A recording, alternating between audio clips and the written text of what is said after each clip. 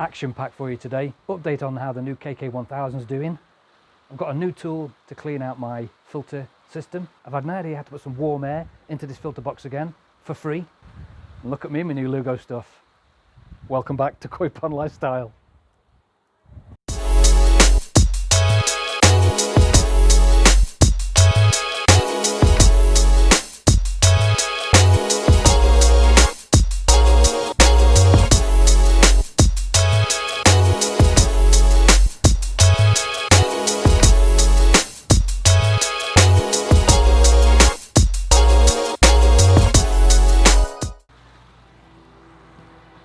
And if you've not subscribed yet, but you think about pushing that button down there, here's a quick look at some of the stuff we've been getting up to. I've had lots of people commenting on how the heck did you build that? It's that time to get rid of blanket weed.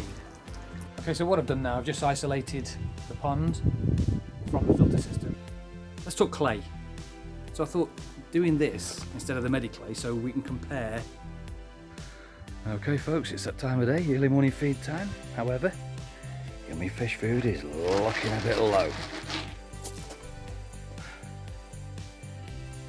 OJ, I need to empty this.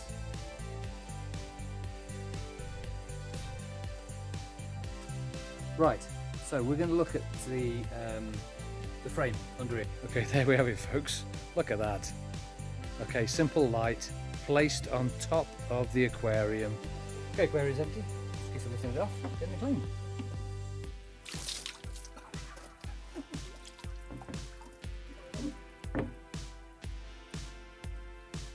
Help others out there that are in the process of building a pond, or they've just finished it and they've just put the first fish in and they're now starting to experience the nidification cycle and the new pond syndrome. So additives, that's one that can help.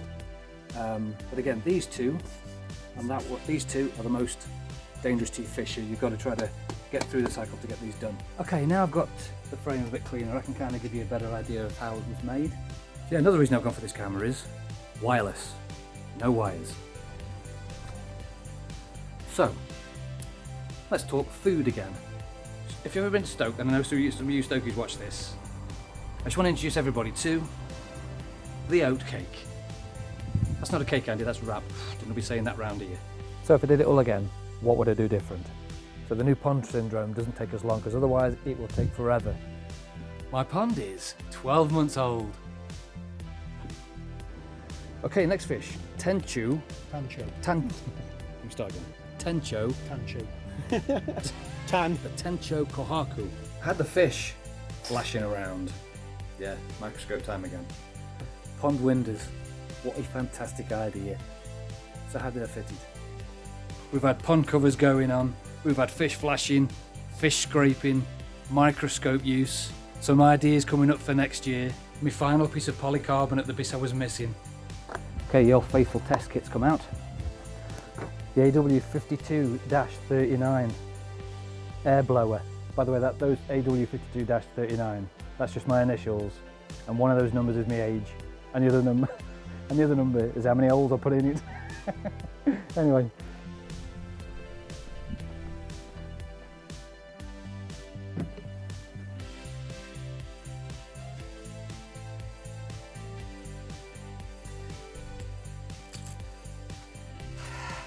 All clean, all ready for storage. Nice. Subscribe, like and share. Yeah, so quite a few bits. Like I say, I'm still busy.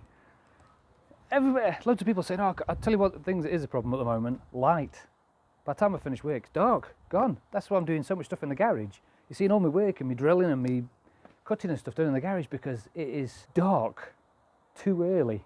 So that's having to happen. Today, Sunday, thank God the sun's out. Happy days, because I'm doing a lot of the stuff just in between rain showers. Got a couple of thank yous to do today, actually. The first one I've got to do is, look at this, Koi Pond Lifestyle.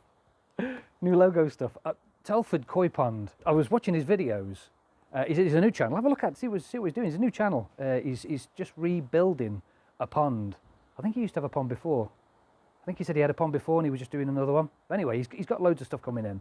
I mean, sort of watching. I love to watch how people's progress is. You know, people watch mine to see how I'm progressing with stuff, and I sort of go out there and I grab ideas as well. So it's a great thing, you know, that we have going here. So yeah, I was watching his channel, and all of a sudden I just spotted on one of his tops, it says Telford Koi Pond on his top, and I was like, oh, that's nice. Where'd you get them from? So he's given me the link, and look at that. Koi Pond lifestyle. I've got my own merch. My daughter says, where have you had that from? I bought it. Is that your merch? I says, no, it's a hoodie. Call them hoodies, mate. No, your merch, that's your merchandise. I said, no, it's just a top that I can wear so that I can, because the wife's always saying, oh, what are you wearing that grubby old top for? So I've got my own top. I've got a couple of others coming as well. I've got a t-shirt and I've got another one of these coming as well. No way, your merch. I got me merch. Anyway, moving on. So thanks, Telford, Koi Pond. Top man. If anyone wants that link, by the way, if you want to get them, I don't know, how should I start selling them? So I've got myself a new tool to start clearing out my Vortex. Well, the whole system if I want, I suppose, but it's mainly for the Vortex. Like this time of year, I get a little bit of muck in there, and then I have to dump the whole lot off to get that little bit of muck out. So I was looking at how I could find a way to just get that little bit off the bottom. So I was looking on another channel, written it down here, the Koi Pond Experience. Lad abroad somewhere, I don't know where he is, in Thailand or where he is, I have no idea. Somewhere in Asia. The Koi Pond Experience. He does a lot actually with making his own stuff, and he sort of he's a bit like me. He kind of sees a problem, works around what you've got, tries to sort of do the best he can with materials he's got available, or he'll just go out and buy something and it works dead well. So only check him out as well. He's quite good to watch. He sort of gives a few ideas away, and he siphons the poo out, or the waste out the bottom, which is minimum water, I think. So I've gone and bought one myself. And these are aquarium siphons. You probably go, yeah, some of them, man, stick it in me. I've got an aquarium, we use that. So this will just go into this bit, this end will be the hoover. And this will just empty into a bucket, and I won't try it and see if it works, because that's what I do. Try things. Don't knock it till you've tried it. Yeah, there's another saying. You got every day's a school day. No, knock it till you've tried it. Anyway, let's get this thing in. Let's see if it works. Okay, so let's give this a go. So, how it works? It's a siphon basically. This end goes in the water. This end goes below where you just put it in. You squeeze this little squeezy thing, pulls the water up, creates a siphon. Water comes out this end. It's quite good actually because you've got a little tap on the end as well. So you can kind of get, once you've got the siphon, you can turn it off, position where you're going to go, turn it back on again, and then the water will flow. So I've got a bucket down by the side of the Vortex as well, so the bucket will be below where I'm getting it, because that's how a siphon works. So it'll siphon basically over and into the bucket below. So I've got my little GoPro as well, so I'm going to attach it to the end of here somehow, so you can see how it works and how it's going to happen, and see what happens, and then you'll be able to see the bird's eye view of what's happening. Let's crack on. Okay, you're now attached to the end of the pipe. In you go.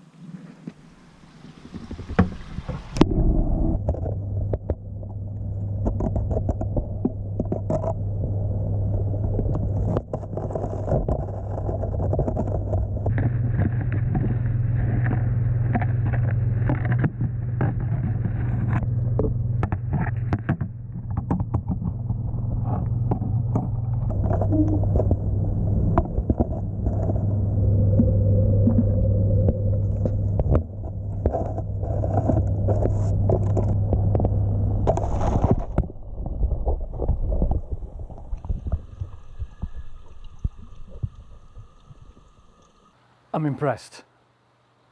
Blooming impressed. And I've just taken just less than half a bucket out, and I've just cleaned the whole of the bottom of the Vortex out. Okay, there's not a lot of stuff in, but that just saved me through winter, chucking away a whole vortex of water. I must have only taken an inch out of it. Marvellous. Dead impressed with that, I am. I should be using this more. You'll see this more. I will definitely be using this again. It's just off eBay. Just go on eBay and just put Aquarium siphoner, or siphoner. Is that a word, siphoner? Aquarium siphoner. Put it in, you'll get it, easy. So back to covers for a minute or two. What I'm finding with these are cracking things, but they're supposed to stop the wind chill onto your water to try to keep the water as warm as you can keep it, if that makes sense. And keep the frost off, obviously. But what I'm finding is, on days like today when it's dead windy, the wind's whistling in through there, making like a North Sea in there, and then whistling out the other end, because the wind comes in across the back of my house and then out that way. So I'm just going to put another piece of wood in here, but it's maybe something to keep an eye on. Just as you've got these things on, just when the wind's blowing, just keep an eye on what's going underneath here, underneath these covers, because like I say, mine is just like the North Sea end there. So I'm going to put another piece of wood in, block this end off. It's still got, you know, still the gases can still get out the other side. That's no problem. And then we'll see how we go. So it's like today, it's just ridiculous weather. So anyway, let's crack on with that. Okay, so here's what I mean. Another piece of wood in here. I'll just place this along the line there, then that should hopefully stop the wind blowing in this end, but it can still get out the other end. So I'm going to get this fixed in, get the other one done, and then I'm going to keep an eye on that, I think.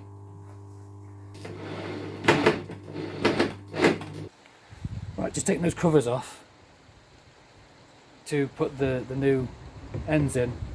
And I thought a perfect opportunity to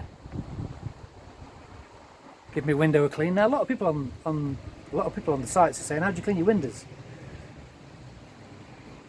It's a bit of a sponge. Nicked it out of the kitchen, made sure that all the chemicals are off it, and rinse it through a few times in normal water, then pond water, and just clean it like that. Easy peasy. Hey yo, look, I've got little one almost eating out my hand now, look at that. Fantastic. And OJ. I can have them all. Fantastic. Anyway, let's get this cleaned.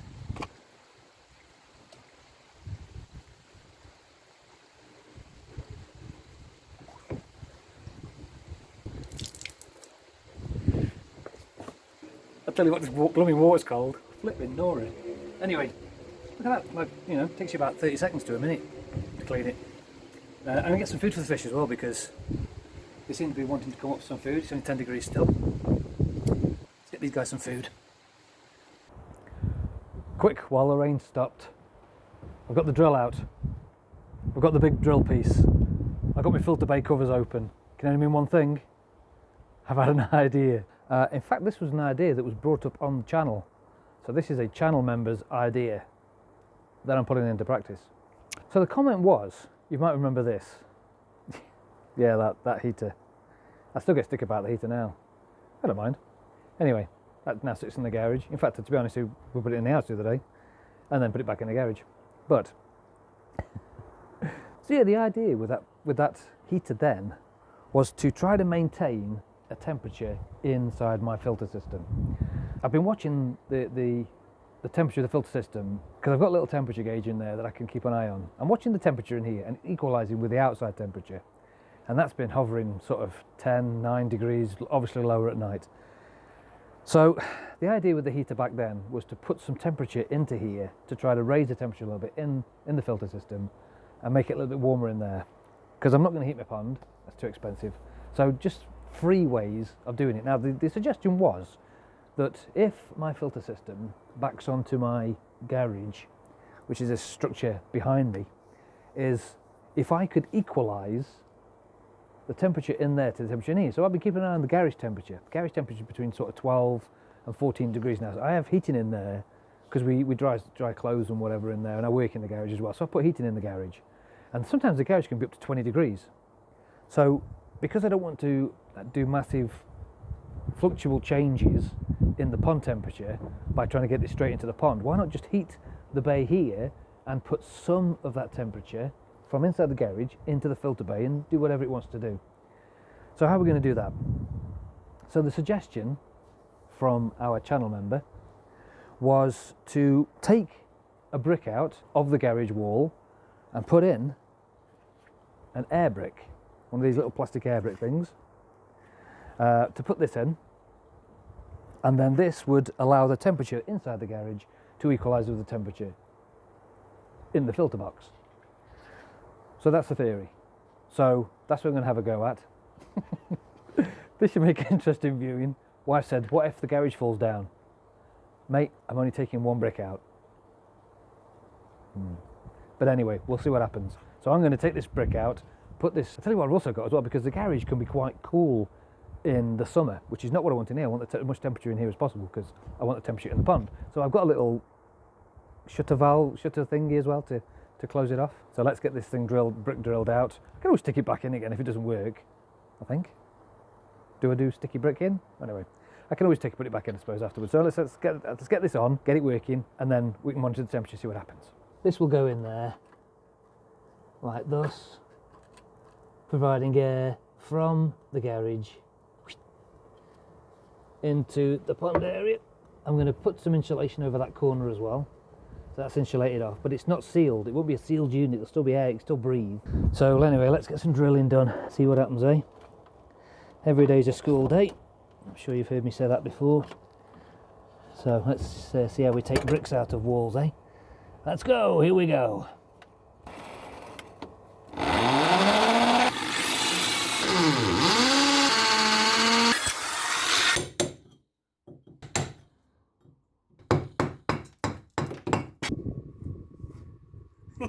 Okay, the hole's done.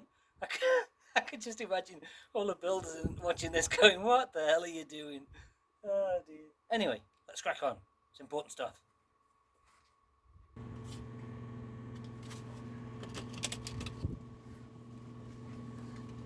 Nice. Get in there, that's quite good, that is. Right, to the inside. Right, there it is, it's in. Oh, let's see how it goes. Yeah, so there you go. So the idea is to let the heat out of the garage into this bay, so when the doors are closed it sort of equalises the temperature in the garage rather than outside. So that's the theory. Let's see if it works. If it doesn't, then such is life. Every day's a school day. I'll go back to square one. If it does, then I'll pat myself on the back. So we'll see how it goes. Okay, so update on the media. Yeah, you can see, look at it climbing the walls. It's, I wonder if we put too much in. I've seen it the last couple of days actually, that it's just started to climb the walls. Still bubbling quite nicely. The only thing is, it's not getting all round at the moment. It's sort of, I'm getting about 90% of it actually turning over in the air, but it's actually starting to climb the wall now. I'm glad I put that extra bit up, otherwise it would have been up and over by now. So I'm going to just basically knock this off before it goes up and over. I think what I'm going to do is, I'm going to put something that will sit like this. I can't bend it now, I should have really put a bend on it, but I'm going to get something that will just lip over the edge, like so. So that when it comes up so far, it'll just drop back in again. Or do we just take some out? Maybe I put too much in. Anyway, so there you have it, this media. It's been in a week-ish now, and it's still turning over. Water parameters are good, still. Let's say it's not bubbling all over the place still. It's only bubbling up on sort of 90%. So we'll keep an eye on that and we'll keep updating. I've seen people asking, how do you get the fish to feed out of your hand? You know, so you can drop the food directly into the mouth, tickle their noses or whatever you want to do. Some little things that I did to get these fish, I mean not all of them will do it, but they will eventually, is you've got to spend a lot of time with them. So obviously they know that this hand, me, this face, this hand, is the one that feeds them. So that's the only time they really come to you, when they're hungry. When they're not hungry, they'll just snaff off somewhere, but these are little pigs, they're always hungry. The next thing is that they recognise things, from my experience, believe it or not. They recognise noises, so they hear vibrations. So a couple of examples for you is, so when I walk out of my back door, they know that I'm coming out, because I can literally open the back door, dunk, and then before I know it, they're at the window. So that's one little sound. The other little sound is I do that tap on the side of the pond. And when I tap on the side of the pond, that's another indication that I'm about to feed them. So when you make these certain noises, you've got to think of making whatever noise you want to do. Not a disturbing noise, nothing that will freak them out, but just something that they can recognise that when you make that noise, you're going to feed them. So for example, here, Sid the Shirogoi. Remember Sid? Bless him. Little Sid the Shirogoi. He's clicked on really quick that when I'm here, this face means that he's about to get fed. Same with OJ. OJ's the same. OJ knows that when I'm here, or when you hear certain noises, they'll come and feed. Another example is when I've got friends, if I've got friends around and they go, oh look great, you feed the fish by hand, let me do it. Put the fish in, the fish, they're gone. They just don't recognise that person as the person who feeds them. So it's the time you spend with them that gets them to recognise that they're about to get fed. Now what you'll find is, again this is something else that I've heard and seen, is that if you go to a breeder or a shop and you want to buy a fish, and you see all these fish, as soon as your head peers over, they all start come rushing. Fish are more confident in larger shoals, so the more of them they are, the more confident they are. So your pond at home, you've maybe got 8, 10 fish, whatever, I don't know, in your pond, all swimming around merrily. But the more fish there are, the more confident they are. You go into a shop, you've got like 60, 70 fish. You know, so maybe small fry or maybe a little bit bigger, I don't know, whatever. Swimming around in there. Because they're a large shoal, they're more confident and they'll just keep coming up, whatever. You buy that fish and you think, oh, that one there, it's nibbling at my finger, oh, I'll have that. You take it home, put it in your pond, it doesn't want to know you because it's no longer with the shoal. So it's a little trick that the breeders like to do to get you to get that fish, and then you wonder why it's not bothering you when you get home. So I talk about noises and stuff. So to get my fish up by the window,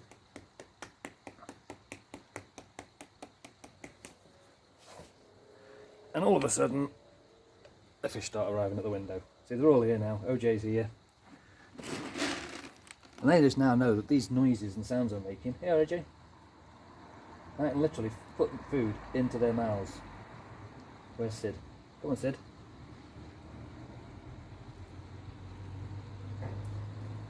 OJ's are more confident.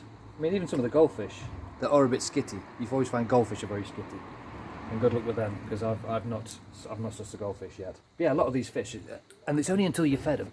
You'll find as soon as your fish have been fed, they're not interested in you then. They'll just go away somewhere else. But like I said, they're always hungry, so. But yeah, that's little things that people have been asking. How do you get your fish to feed out your hands? It's just time. Spend a lot of time with them. Get them used to certain things that you do, and certain noises you make that indicates, you might have a little bell or something, I don't know. Just something that doesn't scare them, but something they go, oh, that means I'm going to get fed, and they'll come over to you. And the last one really is how many fish you've actually got in your pond. That's quite a biggie, because the more fish that are in your pond, the more confident they are, and the more confident they are to swim in shoals and come over. You'll always find that if one fish comes over, the other fish seem to follow behind. But the more fish, the more confident they are. So anyway, that's what I do, and that's how I get to feed my guys. Again, see, I've fed them all now, and they're not interested anymore. They've gone and had the little bit of food. Bye, Andy. What I am doing though is making sure I only do the 5 minute, you call it 5 minute rule? I don't know. Anyway, I'm just leaving it in for 5 minutes. I'm putting a bit of food and they're coming up for food, so they're telling me that they are hungry, and whatever's still there in 5 minutes I'm taking it back out again and chucking it away in the bin.